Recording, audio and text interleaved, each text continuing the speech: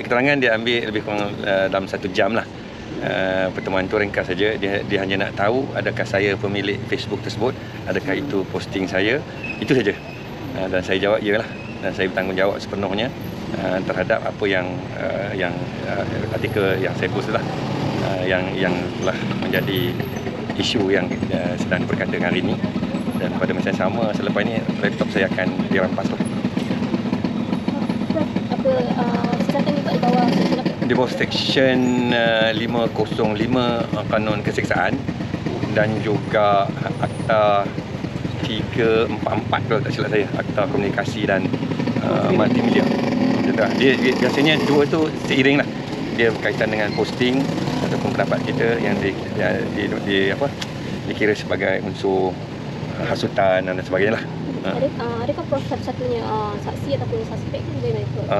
Setakat ni ada report yang dibuat, jadi saya lah satu-satunya. Tindakan lanjut yang akan diambil, Prof dimaklumkan?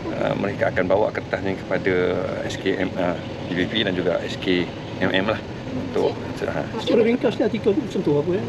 Artikel itu lebih kepada macam amaran, tajuknya lah amaran kepada Ultra-Kiasu, DAP, Gerakan MCA, NGO Cina dan juga akhbar Cina lah, supaya jangan campur tangan dalam hal ehwal berkaitan dengan Islam.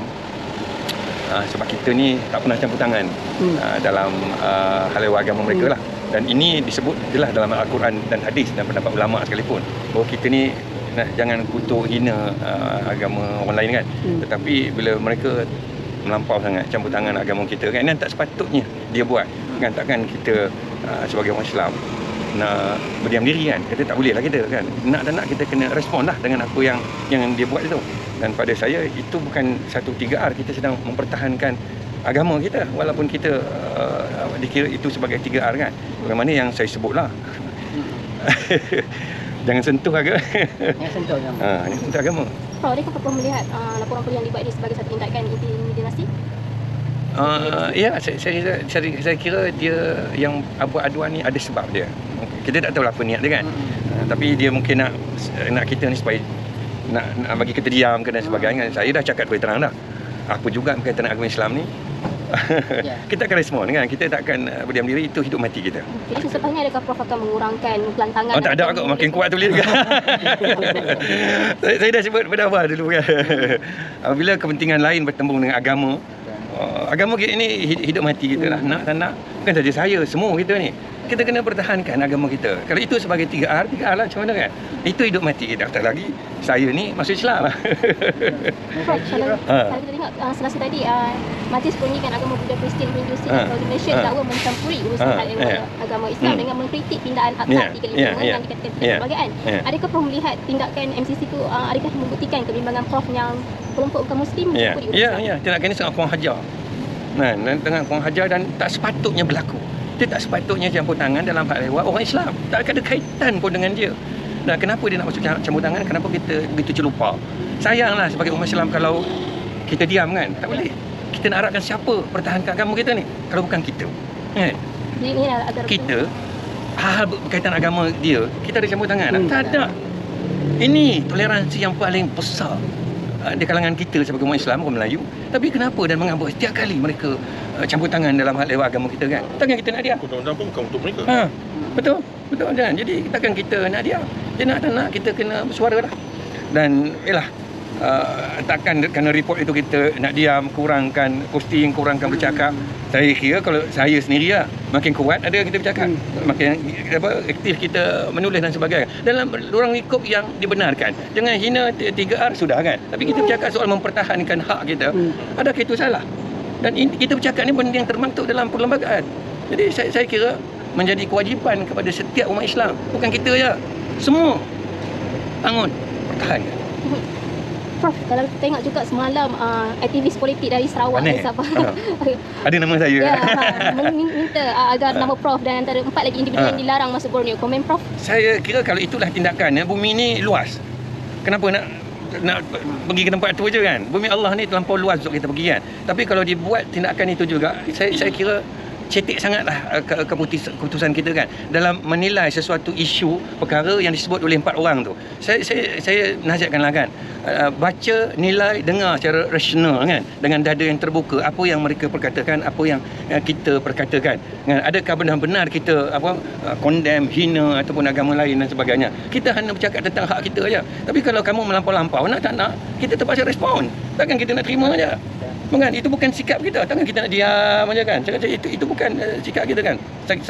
Sampai bila kita nak bersabar kan. Ada kalanya kita kena respon. Dan kita respon kepada apa yang sepatutnya. Takkan mereka bercakap boleh, kita tak boleh. Di mana hak kebebasan yang dijamin dalam perlembagaan dan demokrasi kan. Mereka asyik cakap aja. Kan? Bila cakap salah minta maaf, cakap benar. So takkan kita nak menerima maaf, terima sampai bila? Sampai bila? Betul kan? Minta maaf terima. Tak sampai bila? Kan? Semua pihak perlu sedarlah. Dan pihak berkuasa pun kena tengok benda ni. Takkan hak kita je salah, hak dia macam mana? Kan? Mungkin disebabkan Profesor ni mualaf. Itu yang dia orang berdendam lah. Dia mualaf ni dia lain sikit. Mungkin Bila dia masuk Islam, dia ingat agama je. Kaji kan? Agama negara kena diselamatkan. Bangsa dah jatuh nombor 2, nombor 3 dah. Pada saya, mudah saya nak sebut sini kan. Pada saya, mualaf nak sebut kan.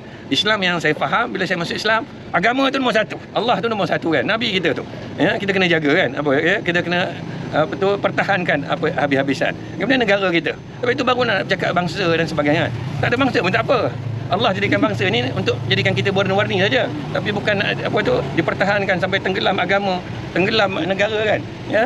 Itu kita kena ingatlah. Dalam kes Prof, agama pilihan, dipilih. Negara tak dipilih, bangsa tak dipilih. Jadi agama tu lebih kuat lah. Jadi pada saya kalau nak di ranking kan, nombor 1 tu agama. Nombor 2 negara. Nombor 3 lah baru kita cakap bangsa dan sebagainya. Kalau agama tak selamat, bagaimana negara nak selamat? Kalau negara tak selamat, bagaimana bangsa nak selamat? Ini yang saya selalu ingatkan kepada amaran saya, nasihat saya kepada kumpulan Al-Tarakiansu ni, parti-parti politik tersebut kan. Ya, kamu kena jaga benda-benda ini. Berhati-hati bila mengeluarkan kenyataan dan sebagainya kan. Ya, supaya kamu menjaga sensitiviti sebegini. Supaya dia dijamin dalam perlembagaan kan. Jagalah. Tapi setiap kali kamu mencabar kita takkan kita nak diam kan? Tak boleh. Prof, kalau balik pada keterangan polis yang Prof bagi tadi, selepasnya ada individu lain yang akan dipanggil ataupun sekretariat kesihatan terus selesai? Saya rasa tak ada kot. Saya kurang saja. Cuma nak memastikan adakah itu. Itu saya punya posting saya dan saya kata saya bertanggungjawab sepenuhnya. Bukan saja itu. Semua yang saya tulis. Saya bertanggungjawab sepenuh. Dan Prof hari ini datang bersendirian, tiada peguam. Ada je peguam yang offer diri tu, tapi saya ucapkan terima kasih lah. Tapi setakat ni saya suka bersendirian dulu. Terima kasih banyak. Setiap kali NGO memberi respon ataupun reaksi adalah berpunca daripada mereka dulu. Mereka yang dulu baru kita respon, baru kita beri pandangan atau kita buat reaction lah. Tapi yang kena kita, yang kena yang respon ni, yang nak betulkan. Yang mereka tak pernah dia ambil tindakan. Tengok semalam yang berhimpun depan peguam negara punya tu. Itu banyak benda yang tak betul yang mereka bangkitkan. Itu menghasut juga. Mereka tak dipanggil pun nanti. Begitu juga dengan kumpulan persefahaman agama tu. Dah 3-4 kali dia membuat kenyataan-kenyataan yang tidak kena mengena dengan mereka, pun mereka tidak dipanggil untuk disiasat. Tidak pun dikena dengan 3R. Tapi kalau kita yang tegur, kita yang kritik dia, kita yang dipanggil. Ini kadang kita lihat undang-undang negara ni ke mana sebenarnya? Siapa sebenarnya jadi mangsa sekarang? Orang majoriti ke orang minoriti sekarang? Tu saya nak lihat baliklah. Sepatutnya Datuk Nizanti macam kami semua ni tak perlu bercakap ni. Yang patutnya cakap pemimpin-pemimpin Melayu, politik, pemimpin Islam yang ke depan, yang lawan dia orang ni semua. Tapi mereka pentingkan poket, pentingkan jawatan, pentingkan apa segala benda. Biarkan pihak NGO yang bersuara. Lepas tu kita yang penanggung segala benda. Kalau kita diam, tengok apa yang akan berlaku. Tapi kita tak boleh diam. Dan saya haraplah satu hari kalau boleh pihak protokol bolehlah jemput Datuk Dr. Rizwanti ke istana. Terima kasih. Bertanjak, bersongkok. Orang bertanjak, bersongkok, yang menghormati raja, yang melaungkan, "Daulat tuanku." Kalau nak sampaikan apa-apa, semua kat pagar je. Orang lain dapat lebih istimewa daripada kita. Terima kasih.